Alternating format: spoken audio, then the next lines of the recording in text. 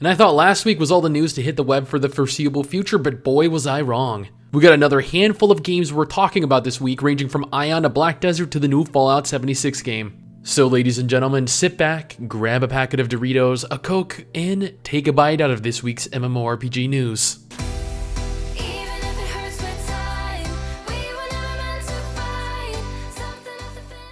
Alright, so let's kick this week off with a little positive news first, yeah? For all you Aion fans out there that saw the recent 6.0 patches hit the EU servers, providing a huge overhaul to the game and leveling experience, I have some good news. NCSoft have announced that the North American iteration of the free-to-play MMORPG Aion is receiving a large patch on October 24th titled Awakened Legacy. The update brings with it a bevy of features including an increased level cap all the way to level 80.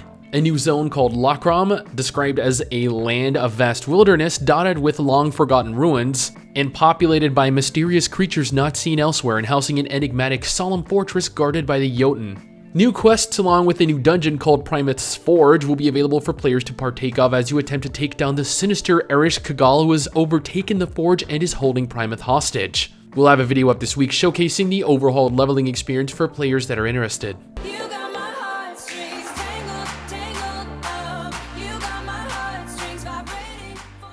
Last week, we announced that WildStar would be shutting down. We didn't have an exact time that would take place, however, Carbine Studios have now officially given us confirmation on when that date would be. It is with great anguish and sorrow that I am relaying WildStar's final day will be on November 28th.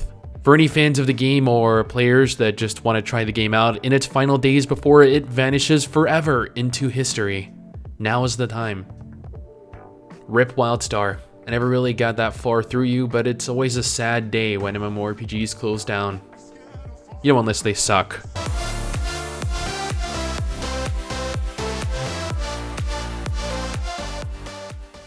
Black Desert Online is launching the latest of its free major content expansions called Dragon, I don't know how to pronounce that, but The Heritage of Shere Khan on November 14th. Players will be able to look forward to new story-related content regarding the cursed Shere Khan tribe, new swampy and mountainous locales to explore, and Garmoth, a large new boss to tackle and inevitably die against.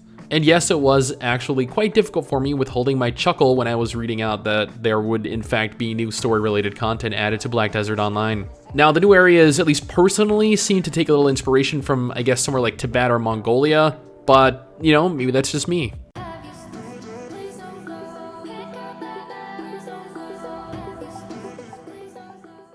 It's been a little while since I've talked about Dauntless, but as of this week, October 3rd to be exact, Slayers will have a new weapon added to their arsenals. Phoenix Labs, the team behind Dauntless, have announced that they are introducing a brand new weapon type, repeaters, into the game. Although small, they definitely pack a sizable punch. And while the repeater isn't really the first range weapon introduced into the game up until this point, it does offer players a unique, incentivized point-blank range fighting style, as getting up all close and personal with behemoths actually provides you with increased damage. Not only is the ranged combat unique, but the repeater itself is the very first weapon to actually be fully modular and customizable, being comprised of 4 separate parts: the barrel, the chamber, grip, and prism, which determine the weapon's element, thrown ability, passive bonus, and skill shot ability respectively. Phoenix Labs have actually expressed their interest in wanting to make a weapon that encourages players to mix and match their repeater parts to tailor the weapon to the quarry they're actually actively hunting.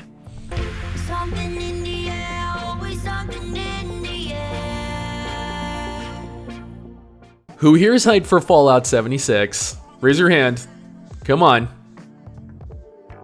Make sure you post a comment if you raised your hand. I want to see hundreds of comments stating that people raised their hands. Do not disappoint me. Now, being a huge fan of Fallout 3, Fallout New Vegas, and Fallout 4, I can say that I am ardently anticipating its release to share and revel in its glory with friends and fans alike. Now, the studio behind the new Fallout game has actually stated that the beta will be arriving on Xbox One on October 23rd, with the PlayStation 4 and the PC ports having their beta run on October 30th, a whole week later.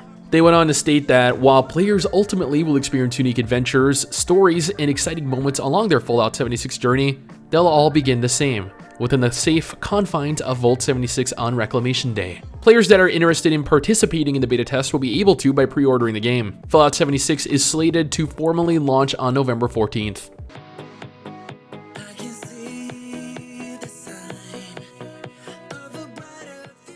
An MMO that is never really talked about anymore, Gloria Victis has recently been updated with various new features that are sure to be fresh interesting gameplay atmosphere for the medieval MMORPG. 4 new areas have been converted into guild forts and guild castles that various competing guilds can vie for control over. After taking one over, players will be able to see workers within the strongholds producing resources that can be taken by the guild in control of the area or even forcefully by others. Additionally, open world PvP is being upgraded with the new softlock system, experience gained from both open world PvP and arenas has been increased, and various quality of life changes have been applied to models, items, and a variety of in-game optimizations have been made.